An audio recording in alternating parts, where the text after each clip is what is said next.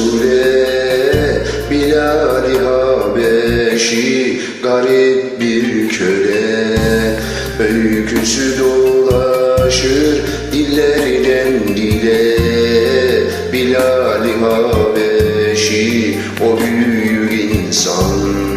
Öyküsü dolaşır dillerden dile, Bilal-i Habeşi o büyük insan.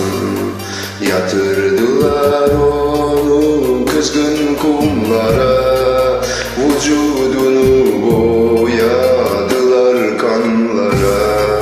Canım kurban Bilal gibi canlara, Bilal-i Habeşi o büyük insan. Canım kurban Bilal gibi canlara, Bilal-i Habeşi o büyük insan.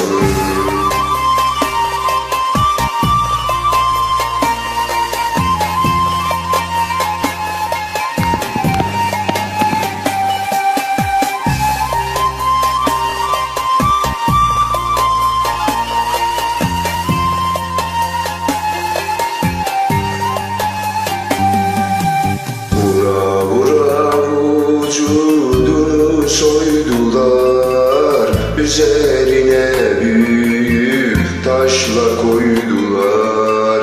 Bilal'ine hak değişin duydular, Bilal-i Habeşi o büyük insan.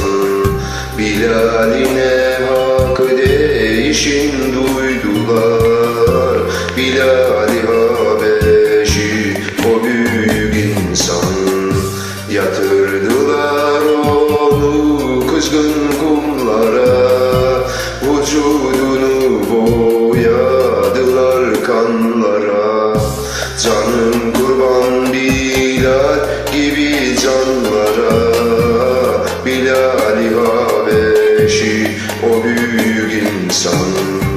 Canım kurban Bilal gibi canlara, Bilal-i Habeşi o büyük insan.